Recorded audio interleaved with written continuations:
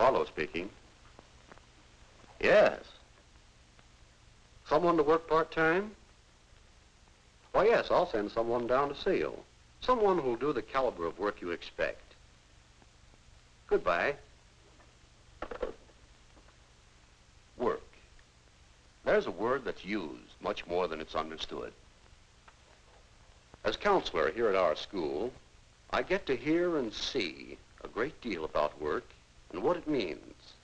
Good work, fair work, poor work. I'd like to tell you about a certain student who was here about 5 years ago. His experience has important meaning for you. When Frank Taylor started in his first real job, he had only a vague idea about work, his responsibility to his employers, and to himself. But suppose we let Frank tell his own story. It all started with a sign in the window of Canfield's shoe store. Sounded good, a chance to earn money for some of the things I wanted.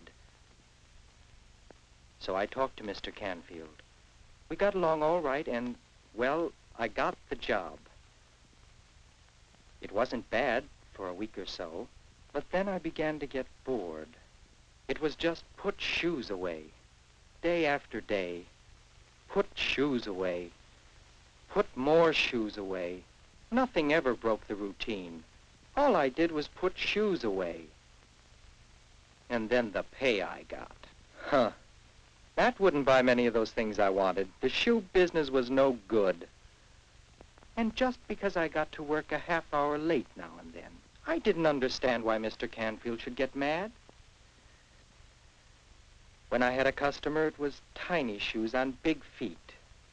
These didn't look right. These didn't fit right. These were too expensive. These hurt her feet. Boy, some of those people really made me sick.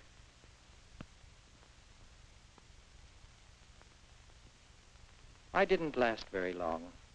But then it was only a job. I figured I could get another job through the school guidance counselor. Well, Frank, I've looked over your school grades. I've checked the results of your personality and aptitude tests. I've spoken to some of your teachers. I think I have a job you should be able to fill. That's great, Mr. Barlow. The job I have in mind is at Mr. Canfield's shoe store. What is it, Frank? Well, I don't think Mr. Canfield would hire me. Why not? Because he just fired me.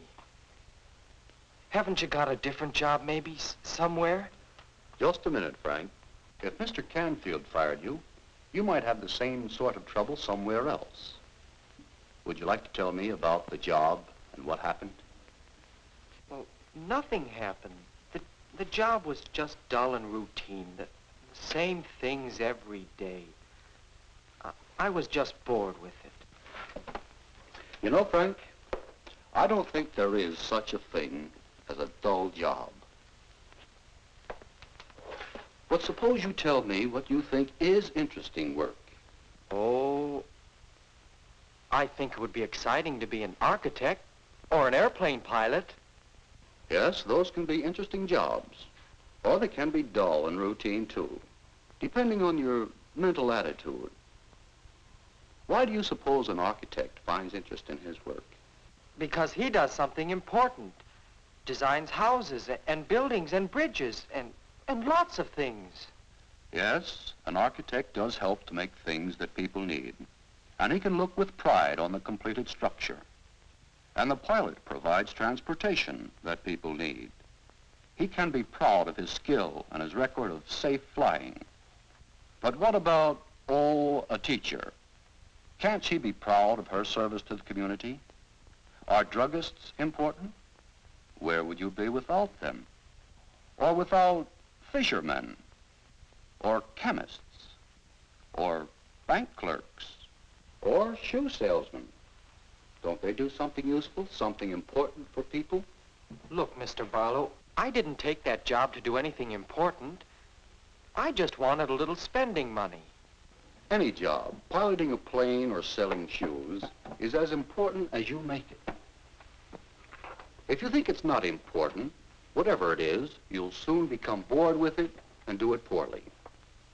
To enjoy your work, you'll need to find in it more than money. You'll need personal satisfaction, pride of accomplishment, a sense of importance to others. Whether it's a part-time job after school or a lifetime career. And as for money, well, we all want money. But if you don't perform any service, or if you don't do your work well, you can't expect much in return, can you? Why, guess not. If your work is to profit you, it must also profit your employer and profit society. But how can you do a job well if it isn't interesting? It wouldn't be much of a job if you couldn't find something interesting about it. Here, these are records of former students I helped get started in jobs. Most of them used to think very much as you do about jobs, but I'd like you to know what they think of their work now. Russell's my name. I'm a carpenter. That's work I really enjoy. Have you ever felt the smoothness of a board after you've planed it? Have you ever smelled fresh-cut wood? Have you ever made something with your own hands? You can't help enjoying work in which you can take a real pride. I'm Ed Kane, farmer. I suppose I started farming in the first place because I like the open air and the soil. But there's more to it than that. The hard work of plowing, planting, cultivating, all leads to the harvest that means success to me and food for people throughout the world. So to me, there's real satisfaction in farming. Dottie Grant is my name. I'm a secretary. To some people, that means just numbers and letters, taking dictation and typing. Well, it's more than that to me.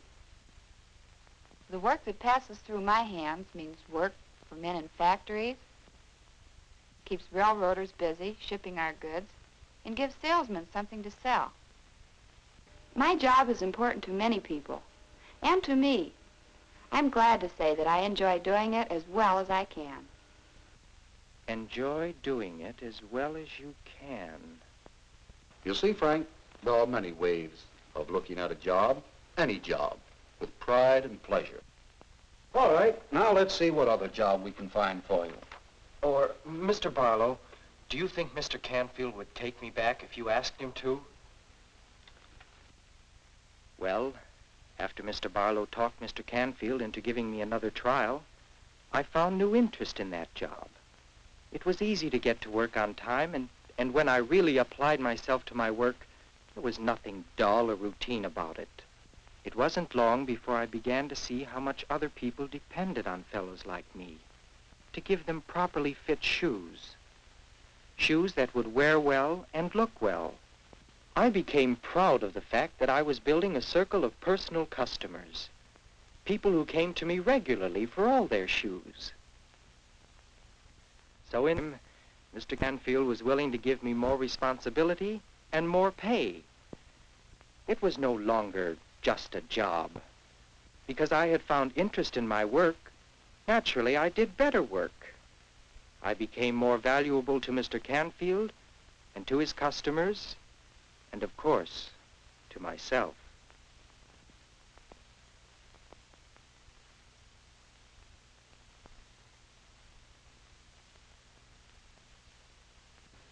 Well, that's the story. Almost. That was 5 years ago.